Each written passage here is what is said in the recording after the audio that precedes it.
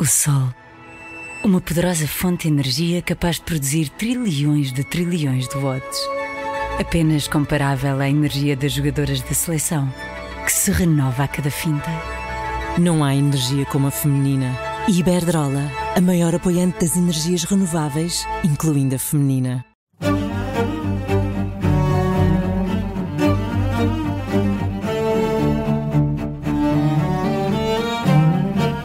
Sem medo de nem sempre tomar as decisões perfeitas, mas ter a capacidade de perceber se foram as menos acertadas, tentar corrigir se é que isso é possível. Na China, liderar 100 mil pessoas, o nosso negócio na China tinha 100 mil pessoas. 100 a China mil é muito pessoas. grande.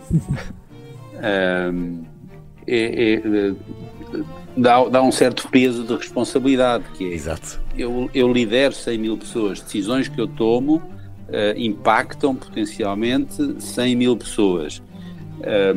Isso traz um acréscimo de responsabilidade, mas ao mesmo tempo eu acho que a experiência vai-nos relevando essa dificuldade enfim, a dar-nos a tranquilidade das decisões. Este é o Querido Líder da Rádio Observadora. Sou Ricardo Conceição e comigo estão os especialistas em liderança Milton Sousa e Jorge Medeiros. O nosso convidado desta semana é Bernardo Perloiro, ex-COO, Chief Operating Officer da Majid Al Futtaim. Foi vice-presidente executivo e Senior and Chief Operating Officer do Walmart China. Exerceu funções como Chief Operating Officer e Chief Merchandising Officer também na Walmart Brasil. Em Portugal foi diretor executivo da Cogeco, Cabo Visão, esteve também no CTT, foi diretor de logística na Cronopost, esteve também no grupo Jerónimo Martins, Pingo Doce, Recheio. O Bernardo Perloiro estudou Ciências Animais na Universidade de Évora e Global Retailing Strategy and Management na Cornell University. Frequentou ainda o curso de Retail Disruption na Singularity University e ainda, isto não fica por aqui, e ainda o curso de Building Business in Emerging Markets na Harvard Business School. O Bernardo é também ainda membro do Conselho da Diáspora Portuguesa, está no Dubai neste momento, tem filhos a estudar nos Estados Unidos, enteados em Singapura, é casado e é um representante de Portugal no mundo, na diáspora. Bernardo, muito bem-vindo. Que vida cheia é esta, um pouco por todo o mundo e por vários continentes. Como é que tudo isto começou, Bernardo? Obrigado, Ricardo, Jorge e Milton, é um prazer. O mundo é muito mais pequeno do que nós, por vezes, pensamos. E estar na Europa ou estar em Portugal, começar numa grande escola como o Jerónimo Martins, prepara-nos, sendo portugueses e tendo uma boa escola, prepara-nos para qualquer experiência.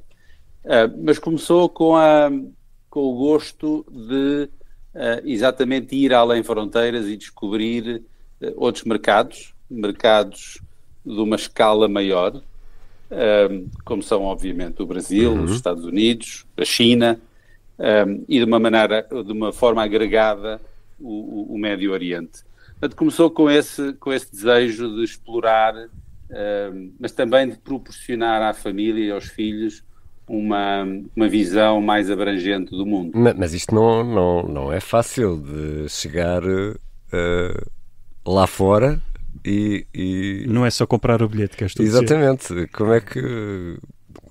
Não é, essa é uma ótima questão, porque os negócios, o business pode ser global, pode ser internacional, mas as famílias não são. E como referiu, obviamente tendo família, e os amigos, e os pais em Portugal, filhos a trabalhar e a estudar pelos Estados Unidos ou em Singapura, torna a coisa um pouco mais desafiadora. Mas eu acho que se encara com entusiasmo, que é uma atitude que eu acho interessante. Mas hoje é mais fácil para um português ter uma carreira internacional, ou isso é uma ideia, ainda um preconceito que nós temos de que não é assim tão fácil para um português se ingrar lá fora? Não há preconceito nenhum, não deve haver preconceito nenhum. Há inúmeros exemplos de portugueses, de muitos portugueses, cada vez mais, com uma reputação profissional muito grande em todos os domínios, em todas as áreas de atividade e um pouco por todo o mundo. As nossas características inatas, se quiser, e a nossa formação, complementada em Portugal e noutros locais, prepara-nos para ser tão bons como os melhores. Requer, como se costuma dizer, a sorte dá muito trabalho, mas temos excelentes e inúmeros exemplos hoje em dia em todos os domínios, em todas as áreas. E como é lidar com todas essas sensibilidades tão diferentes, como, por exemplo, chinesa, brasileira, portuguesa, aí no Médio Oriente, onde está, onde, no fundo, convergem muitos cidadãos do mundo inteiro? Como é que é lidar com tudo isso? Ricardo, eu costumo dizer que o que tenho aprendido é que nós somos muito mais parecidos do que somos diferentes. Quando comparamos um português, qualquer outro cidadão da Europa, com um brasileiro, com um americano, com um chinês ou com um emirati, temos muito mais coisas em comum do que podemos pensar, a priori, e verificamos isso se formos com um espírito aberto, com este entusiasmo, com o coração aberto para ver essas semelhanças. Há diferenças, claro que sim. Há diferenças culturais, há diferenças religiosas, há diferenças de tradições, mas que trazem uma riqueza enorme. Essa diversidade é de uma riqueza muito grande, mas as semelhanças são extraordinariamente mais... são maiores e mais relevantes do que possamos pensar. Esse é, se quiser, como se diz no Brasil, o grande aprendizado, passando por estes diferentes países no mundo, é que há muito mais semelhanças do que diferenças. Bernardo, eu estava aqui a ouvir esta sua intervenção e veio-me aqui uma ideia especulativa que vou lançar para o seu lado e que tem a ver com a liderança. Até que ponto é que o seu percurso está a chegar a essa conclusão e essa conclusão chega porque, à medida que foi passando pelos vários países e pelos vários exercícios de liderança, a sua abordagem pode já ter sido aquela de começar por se focar mais nas semelhanças do que nas diferenças, em cujo caso pode haver aqui uma reflexão para quem nos ouve de como é que eu parto para o exercício da liderança, se estou mais focado nas diferenças ou se estou mais focado nas semelhanças. Isto é uma generalização profundamente grosseira, mas é só para lançar aqui o mote. Não, mas concordo, Jorge. É um facto. Primeiro que acredito que a liderança é muito mais o potenciar, é inspirar os outros e potenciar aquilo que eles têm de melhor, as suas melhores qualidades, e não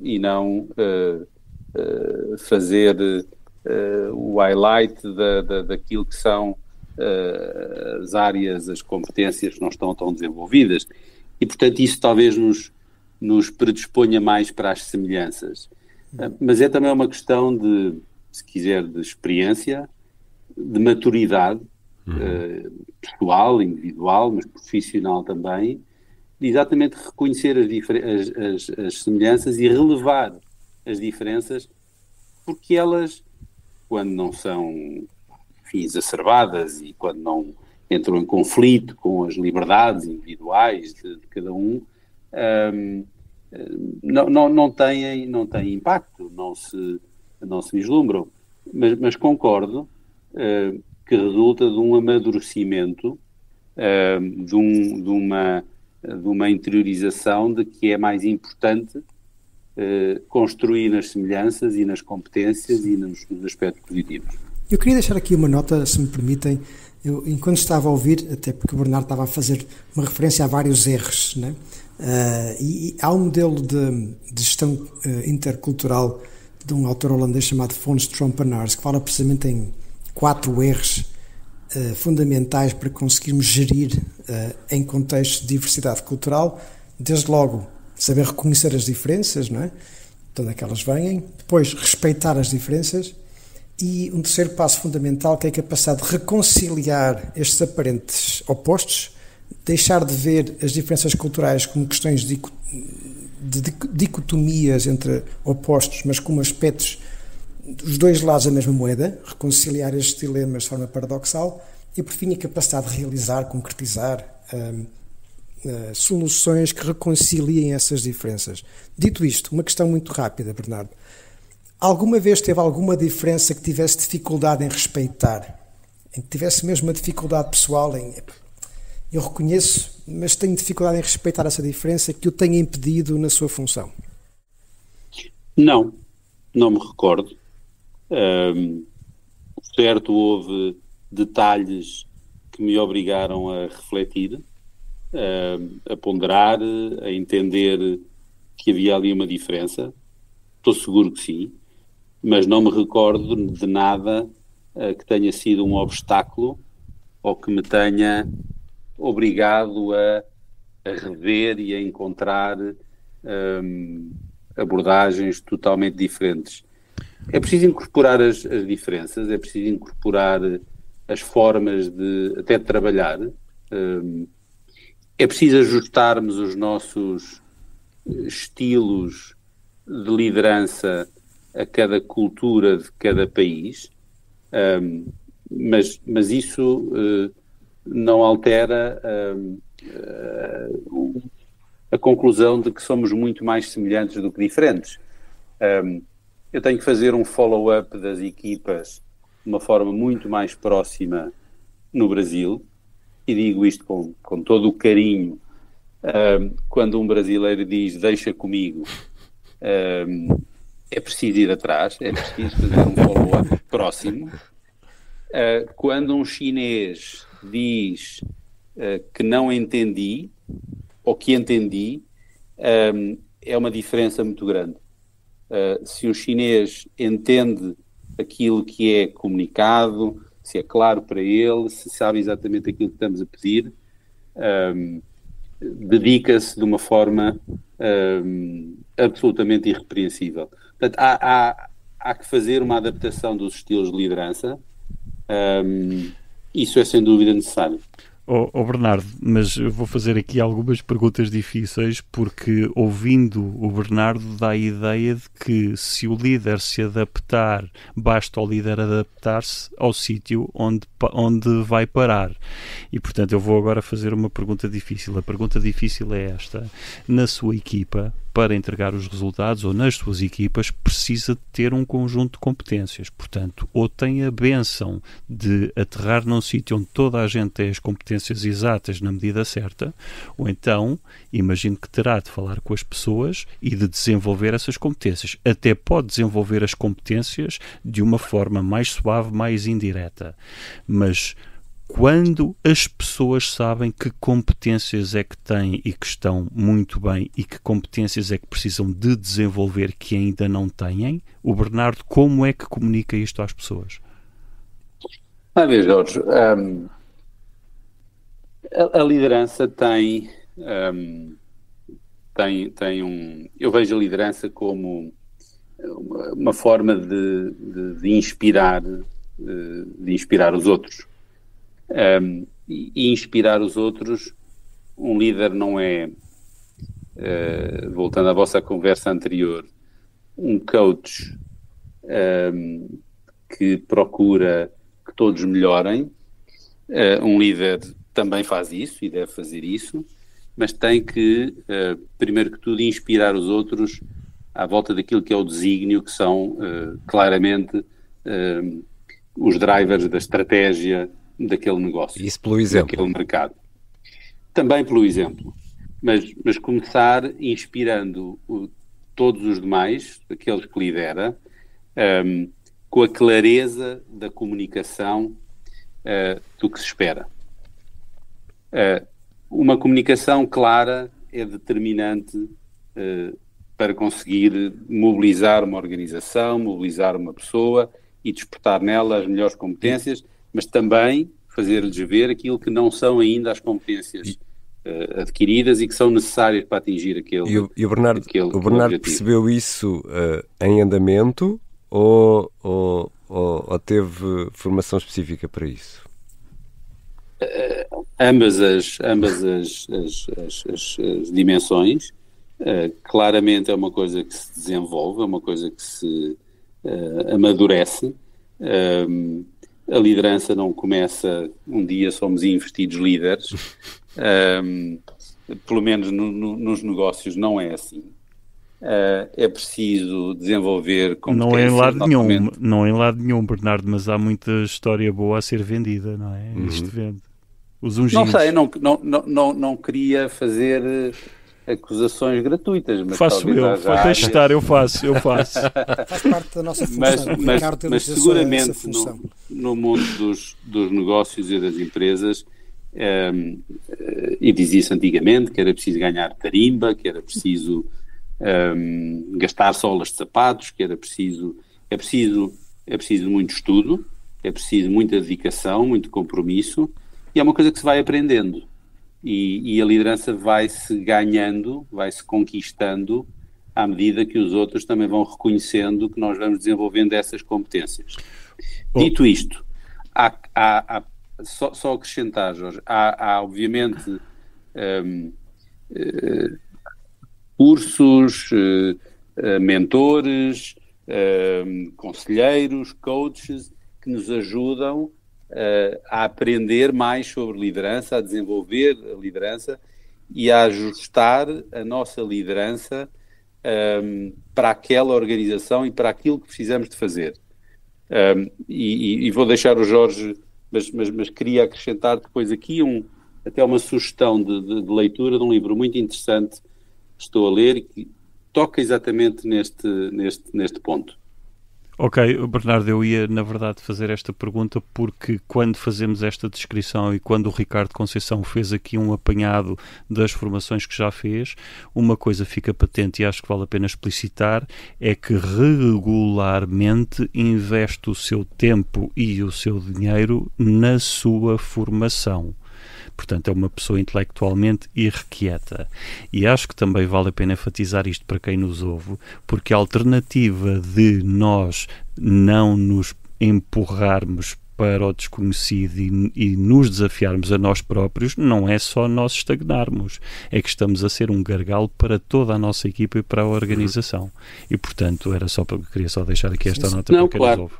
Claro que sim, tem que haver uma inquietude de querermos aprender mais e queremos aperfeiçoar-nos e queremos exatamente desenvolver as áreas onde não somos ainda tão competentes, tão experientes.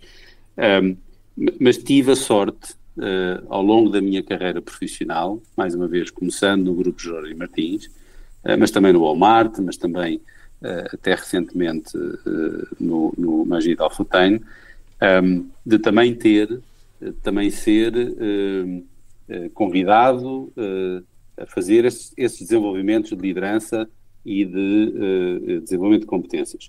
Mas queria voltar, e tenho feito também autonomamente, acabei de fazer uma formação de Non-Executive Directors com o Financial Times, que obriga a um desenvolvimento de competências mais séniores e de nível de board, de conselho de empresas, e que é certificado para voltar, tem uma equivalência de mestrado para voltar à vossa discussão anterior. Deixem-me só fazer aqui uma sugestão de um livro que acabou de ser publicado, permitam-me Com certeza, Bernardo. essa ousadia. Bernardo, por favor, antes de o Bernardo dar o título, os livros são mentores e coaches absolutamente maravilhosos, porque eu não tenho de salvar cara nem ter preocupação de gestão de imagem quando estou com a cara pendurada nas letras, não é? Claro, mas este livro tem uma história muito interessante. Bom, o título é Reinventing the Leader, How to Change Yourself to Change Your Company. O autor, são dois autores, Guilherme Loureiro, que é o Regional CEO do Walmart México, Canadá e Chile, e o seu coach, o Carlos Marín, que é um Executive Leadership Coach. E o que é que o livro aborda? Que acho que é muito interessante para esta conversa que estamos a ter. O Guilherme, com quem é um brasileiro, há muitos anos no Walmart, mas um ex-Unilever, conhece muito bem Portugal, e trabalhámos juntos no Walmart do Brasil, e o Guilherme está há vários anos no Walmart México, que é só a segunda maior operação do Walmart fora dos Estados Unidos. O Walmart é o maior retalhista do mundo, fechou o último ano fiscal com mais de 750 mil milhões de vendas, de turnover. Isso é muita venda, portanto, Bernardo. É muita venda. Bom, mas a história é, o Guilherme chegou no primeiro ano ao México, teve ótimos resultados, e no segundo ano teve igualmente muito bons resultados, mas teve uma avaliação que o surpreendeu, porque o seu líder direto disse, Guilherme, você tem ótimos resultados de performance, mas tem aqui um blind spot, tem aqui uma área de desenvolvimento que pode ser um problema muito grande, porque como líder não é percebido pelas pessoas e não é reconhecido como talvez você pense que é reconhecido. Bom, fazendo uma história longa, curta, o Guilherme, que já tinha trabalhado com o Carlos Marín como coach anteriormente, chamou o Carlos Marín e disse: Carlos, eu tenho este desafio, eu quero fazer uma transformação do negócio do Walmart México, uma transformação numa direção de digitalizar o negócio, tornar o negócio agile, mas tenho aqui um problema que eu não sou percebido como o líder que eu acho que sou. Estamos a falar de um líder sénior, de um dos maiores negócios de retail do mundo. E como é que isso se resolveu? E a história, e o livro conta, o livro conta exatamente, o livro é escrito a quatro mãos, entre os dois. O Guilherme conta um capítulo desta história e o Carlos depois comenta também esse capítulo. É muito interessante neste domínio que estamos a falar, desta atitude da liderança e de uma certa transformação individual ao longo da nossa jornada de liderança, não só para sermos melhores, mas para sermos melhor percebidos pelas nossas equipas e para conseguirmos atingir sucesso. É muito interessante o livro, recomendo. Bernardo, aqui uma nota muito rápida, eu acho que estava aqui a ouvir com atenção e não deixa de ser curioso que o exemplo que deu, que explicou agora, tem tudo a ver com dois temas que falamos há pouco tempo, um desde a mentoria e o outro a ver com o coaching, em conjunto com uma ferramenta adicional que é o feedback, né, que é darmos às pessoas não aquilo que elas gostariam de ouvir, mas aquilo que elas necessitam de ouvir para poder aprender. Obviamente que isto depois também implica uma atitude de abertura, de querer de facto evoluir, mas é um caso muito interessante de alguém que dá feedback sobre um bom desempenho, mas na função daquilo que é a evolução enquanto líder, há muito a fazer e, portanto, acho que isto é um exemplo muito bem conseguido daquilo que é a função do líder enquanto coach. Eu queria fazer uma questão, Bernardo, que é se teve alguma vez alguém que tivesse desempenhado esse papel para si e de que forma que interiorizou os conselhos Sim. ou aquilo que foi o seu papel enquanto coach na sua carreira. Sim, repare, no grupo Jorge Martins, numa fase mais inicial da minha carreira, mas como digo, uma escola tremenda, a qual estou muito e para sempre agradecido e reconhecido, havia esta lógica de, não de coaches, mas se quiser de líderes mais experientes, de mentores que acompanhavam outros líderes mais júniores. Mais tarde, no Walmart, este processo é formalmente instituído. A pessoa pode ser-lhe alocado um mentor, ou pode escolher, e pode escolher também um outro mentor, desde que essa pessoa aceite. E existe um processo formal, mas obviamente confidencial, de mentoring ao longo da carreira da pessoa na empresa. E, portanto, tive essa sorte, aprendi muito, porque exatamente esse feedback, a percepção que nós temos nunca é a percepção de quem assiste ao que nós fazemos, não é? Estamos demasiadamente próximos de nós mesmos, por definição, não é? É, por definição. E, portanto, como no livro que acabei de mencionar, essa evidência do feedback, da percepção, como somos percepcionados, ajuda-nos imenso a crescer. Às vezes temos resistências, e eu acho que é super normal ter resistências, quase que não acreditar, eu não aceito, eu não sou essa pessoa, eu não faço assim. E é preciso ter uma humildade muito grande para reconhecer, eu acho que não sou assim, mas sou percebido assim. E mais recentemente... E no final a percepção é o que vai contar para quem nos segue, portanto a percepção a intenção pode ser a melhor, mas a percepção é que conta no final, não é? A percepção é não há realidade, só a percepção, não é? Isso. Aqui nos Emirados tive um coach formal. Eu acho que... Por decisão sua, Bernardo? Um programa da empresa, e foi-me alocado um coach, uma pessoa muito sénior, com quem gostei de trabalhar, mas talvez não tivesse a afinidade pessoal, se quiserem, e por isso acho que não resultou tão bem. Porque acaba por ser um trabalho, peço desculpa, Bernardo, por interromper, mas acaba por ser um trabalho muito pessoal, portanto nós não estamos aqui a falar de um serviço, tem que haver aqui uma componente de empatia para que tudo isto resulte, ou não? Ricardo, nós que estamos aqui num podcast em que estamos sempre a ter cuidados com a ciência, acho que vale a pena agora falar de química, não é? Exato, química. Não, reparem, é preciso haver um compromisso de que eu tenho um coach, seja porque ele vier, porque vou à procura, porque me é disponibilizado, mas ter um compromisso de trabalhar a sério, de investir tempo, de investir capacidade para fazer aquele trabalho. O trabalho nem sempre é simpático. É questão de nos ser dado um feedback de uma coisa que nós não vemos em nós. É um desafio tremendo, não é? Claro. É doloroso. É preciso aceitar, é preciso confiar, é preciso ter essa química para confiar que aquilo que aquela pessoa me está a dizer é confiável e é assim mesmo.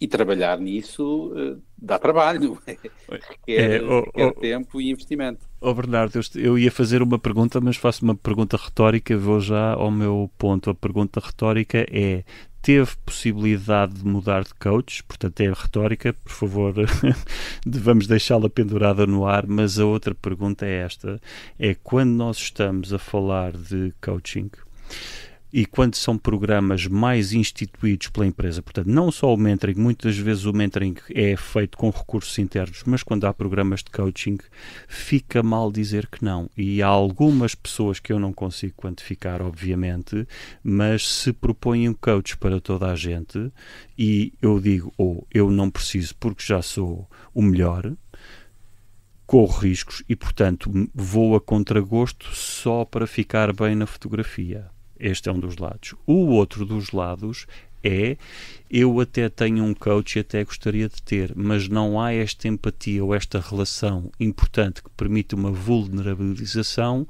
mas eu acho que vai ficar mal dizer que não houve empatia porque todos os outros aceitaram, logo eu irei ser a ovelha runhosa e eu não quero ficar nessa posição, logo estou a comprometer o processo de coaching.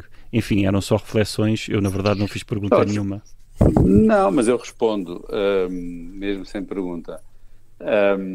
Eu acho que tem que haver uma maturidade muito grande de não seguir uma instrução se ela é colocada como voluntária.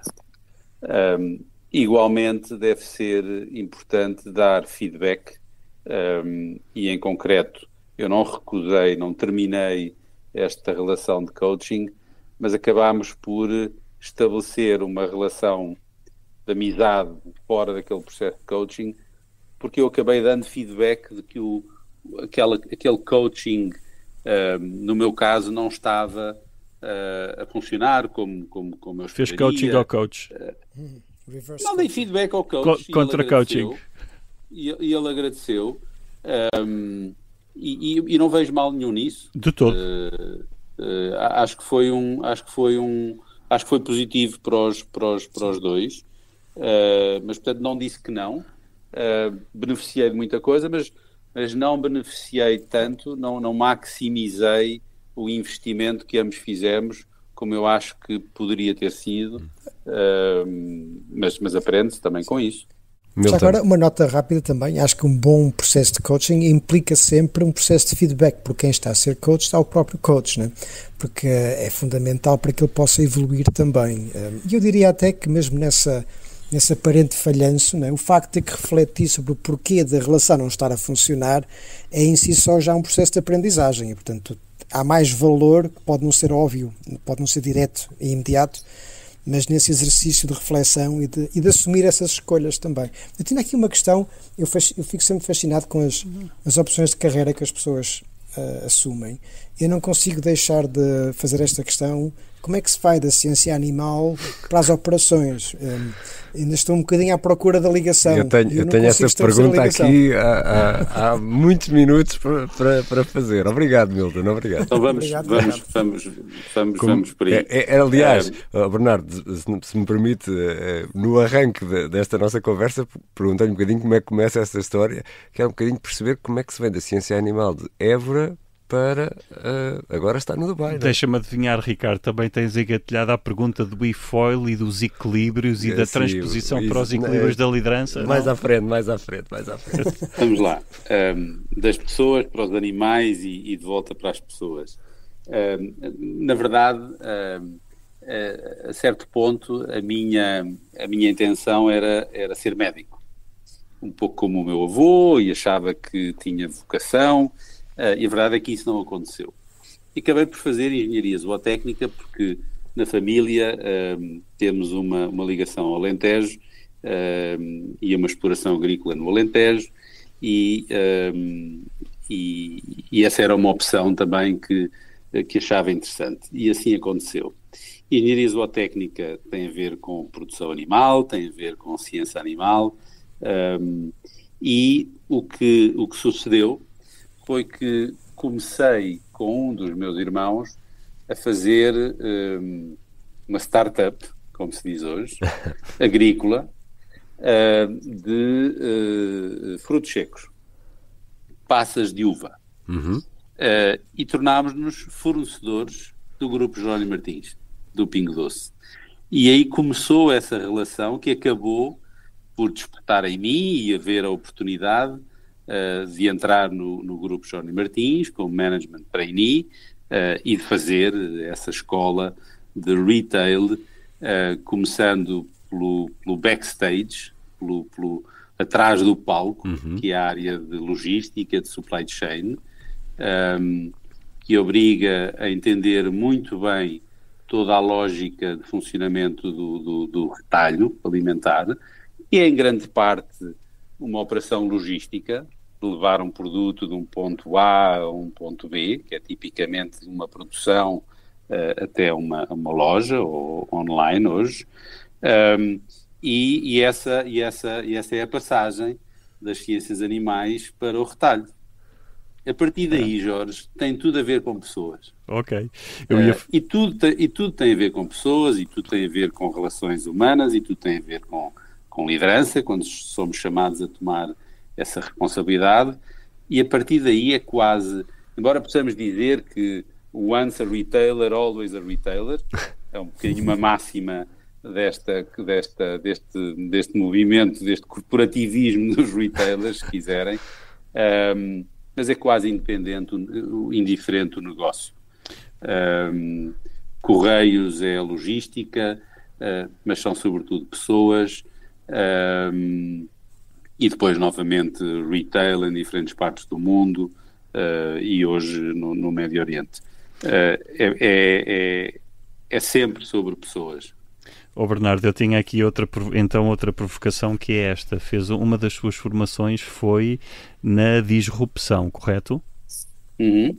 Então, como é que se casa uma disrupção, e ainda para mais numa área de negócio que também está a sofrer transformações vertiginosas, com uma liderança que requer paciência, que requer dedicação e que, pela sua própria experiência, exemplifica uma vontade de adaptação àquilo que já existe e que é comum? A formação de Retail Disruption na Singularity, acho que é isso que o Jorge está a aludir. Correto. Teve muito a ver numa fase em que se falava muito de crescimento dos negócios não linear, mas exponencial. Muito alavancados por internet e por uma expansão, uma visibilidade, um crescimento exponencial até por essa via do online. As disrupções são necessárias para crescer, para fazer diferente, para diferenciar, mas mais uma vez é importante manter as pessoas sempre a nossa mira, e nas pessoas, não só aquilo que são as pessoas que estão connosco, as nossas equipas, mas fundamentalmente o cliente, no centro de todas as decisões, e perceber se as disrupções que estamos a fazer são aquelas que o cliente procura, pede, demanda, e se fazem sentido para ele. Disrupção sem desmembramento, portanto. Ou seja, temos de manter a equipa, e a equipa tem de ter esta cola precisamente para estar mais apta para as transformações.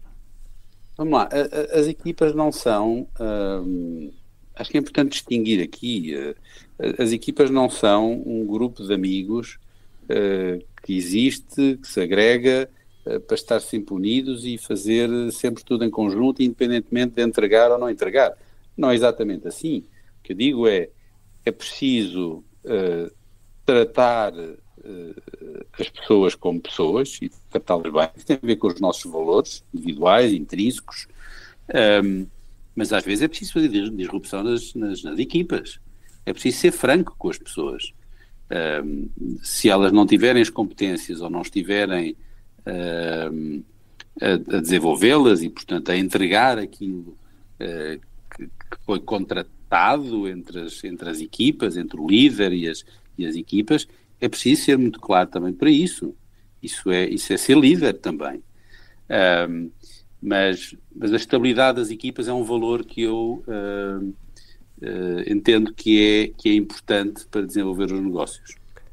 Vamos às 4 perguntas fixas que fazemos a todos os convidados neste querido líder, e elas nem sempre surgem pela mesma ordem, mas Bernardo, ia começar pelo pior. Consegue eleger ou escolher um pior momento da carreira e contar-nos que momento foi esse? Eu acho que os piores e os melhores momentos eu não os conecto com eventos, mas é evidente que os piores dias são sempre quando temos frustrações individuais, quando temos frustrações nas equipas. Eu já perdi pessoas nas equipas que não gostava de ter perdido, já cometi erros provavelmente, seguramente, e que me arrependi, que me frustrei. Já fechei lojas. Nunca um retailer não gosta de fechar lojas, mas muitas vezes é preciso fechar lojas para que o negócio avance, para que haja uma disrupção positiva. Já perdi ativos. Deixe-me dar-lhe um exemplo, um bocadinho emblemático.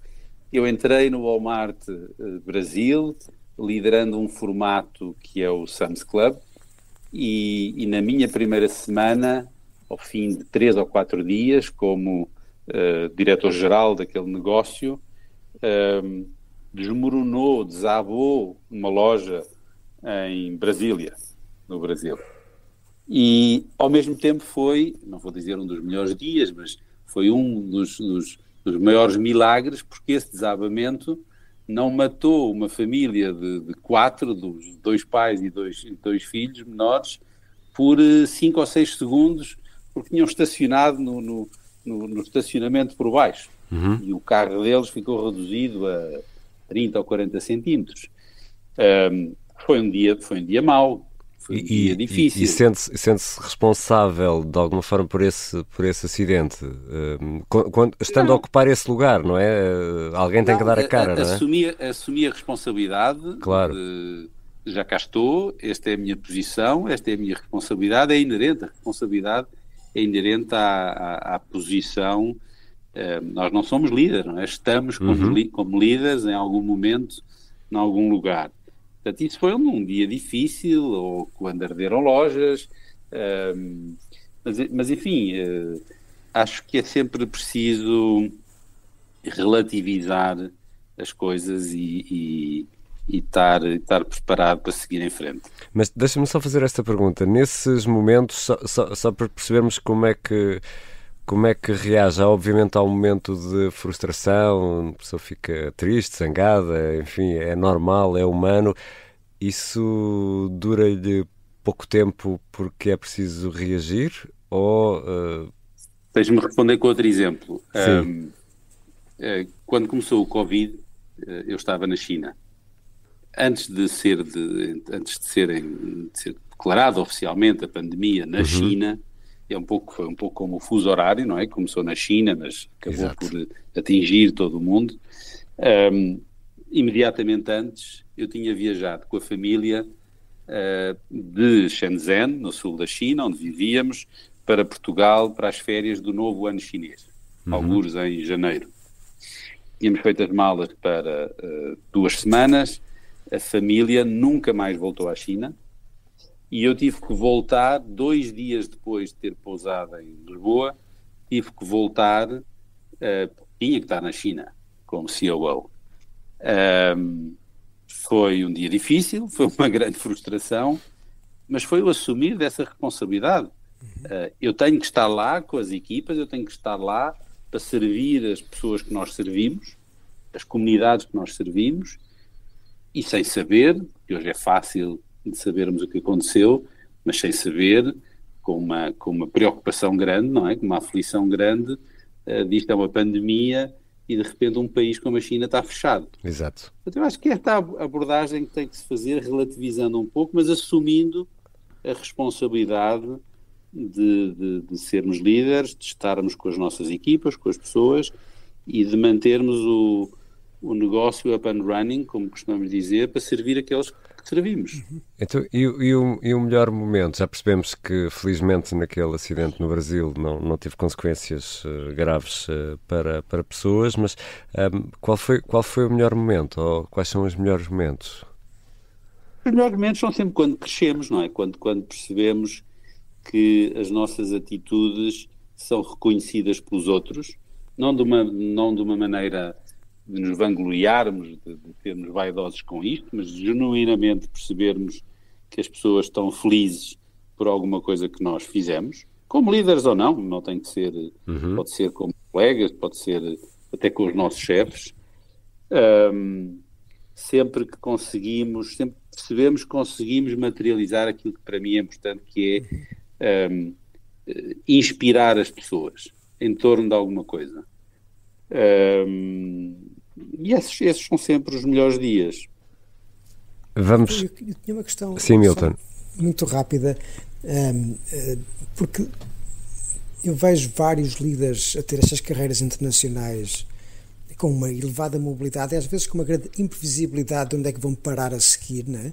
E o percurso que fez, percorrendo todo o mundo, em realidades muito distintas, é um esforço pessoal, mas também para a família muito difícil, não é? Como é que conseguiu equilibrar e sustentar, por um lado, a sua realização profissional e, por outro lado, aquilo que é a sua dimensão familiar? Porque essas decisões nunca são só nossas, né? Também são da nossa família. Claro, não é fácil, nem sempre se consegue, não se consegue ter tudo, não se consegue estar na China e estar próximo dos pais ou dos irmãos ou dos amigos que estão em Portugal ou em qualquer outra parte do mundo. Há um trade-off que temos que fazer. Acho que temos que ter os valores bem centrados naquilo que é essencial. Isso essencial é a família, como é, para mim. Tem que ser um movimento entendido em família. Foi assim a ida para o Brasil, foi assim a ida para a China, foi assim a vinda aqui para os Emirados. Tem que haver essa confiança, essa intimidade na decisão, tem que ser em torno da família mais próxima. Tem que ser perceber que não só aquilo que é a nossa realização profissional como profissionais, como retailers, ou o que seja, como gestores, mas o que é que vai ser para a nossa família, para a nossa mulher, ou para o nosso marido, para os nossos filhos. O que é que eles vão ganhar ou o que é que eles vão deixar de ganhar. E nessa equação do ganhar e do eventualmente perder, também está a sua vontade de, enquanto líder, abraçar novos desafios, peço desculpa pelo clichê, mas a vontade de crescer e ter desafios maiores, de maior complexidade, que não só o fazem crescer a si, mas, por inerência, também vão ter reflexos positivos no crescimento da família, do ponto de vista de relação, de ambição, de uma série de outras competências. Sim, claro que sim. Mas, mais uma vez, eu posso dar exemplos de decisões ou de convites que não aceitei porque não reuniam todas as condições para que para a família fizesse sentido.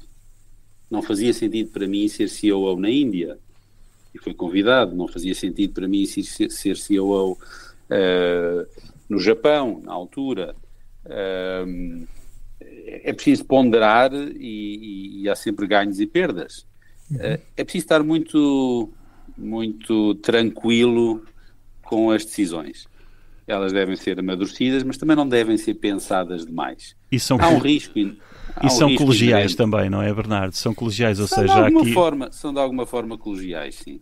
Mas acho que aqui é deixa perfeita para o e-foil, Ricardo. Exato. Eu vou ao e-foil, mas é muito interessante isto que o Bernardo acaba de dizer, que é preciso alguma tranquilidade, não é, interior também para tomar estas decisões. Inner balance é... Exatamente. Inner balance. Vou usar, pronto. Vocês estão fixados na prancha de... Eu acho que tens razão. Somos nós estamos focados na prancha do que tu.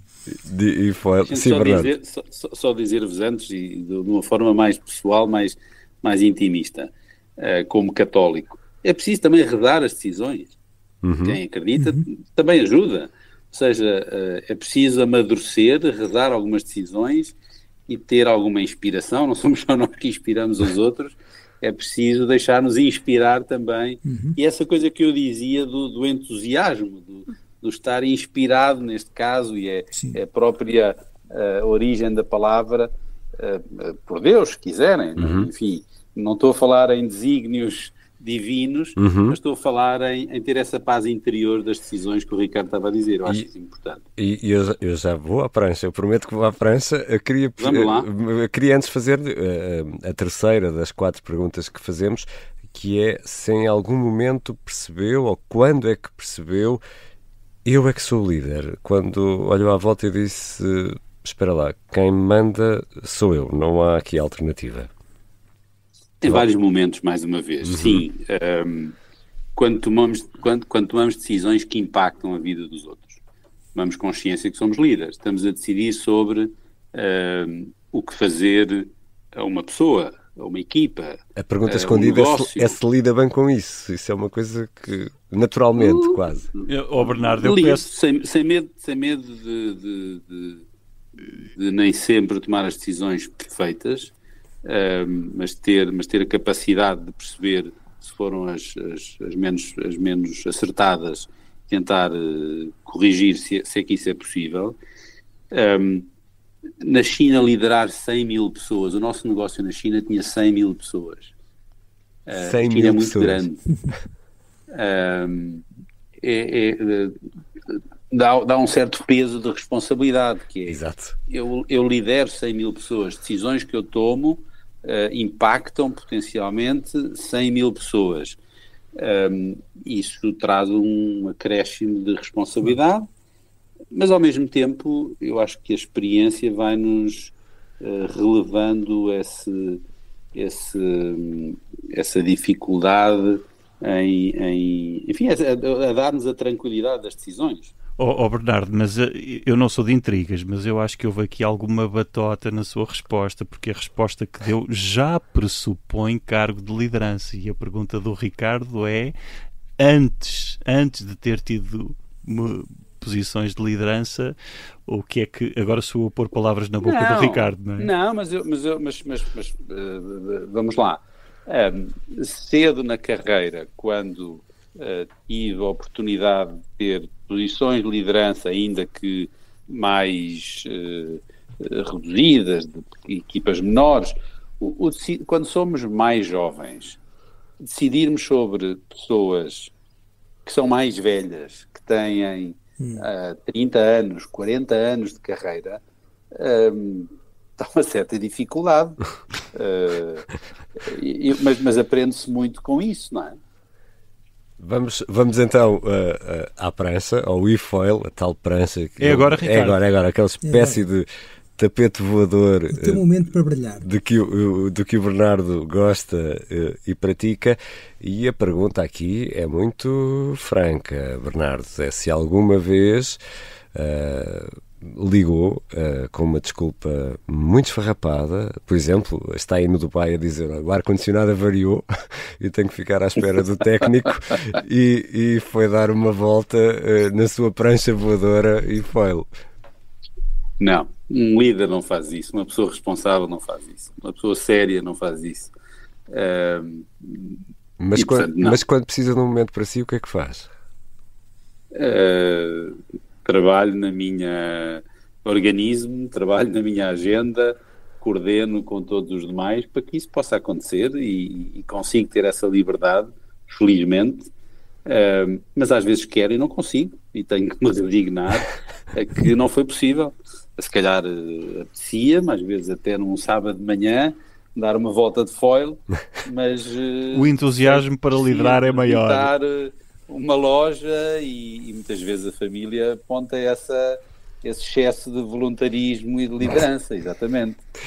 Eu não consigo fazer uma viagem em nenhuma parte do mundo, mesmo que seja, agora vou a Singapura, não é em trabalho, eu já sei que vou ver lojas, que vou ver supermercados. É como um hobby qualquer. Está no também vou a museus, também vou a exposições, mas vou ver uns supermercados. Bernardo, é agora que eu confesso que também ouço rádios. Quando passei pelo mundo também ouço rádios. Bernardo Perlouro, muito obrigado por esta conversa e por ter estado connosco aqui no Querido Líder. Tivemos aqui uma emissão, um episódio especial com o Bernardo a partir do Dubai. O Milton também não está aqui no estúdio estou eu e o Jorge. Muito obrigado e até para a semana a todos. Os nossos queridos líderes cá estarão para mais um episódio. Eu sou o Ricardo Conceição, este é o Querido Líder, o podcast sobre liderança da Rádio Observador.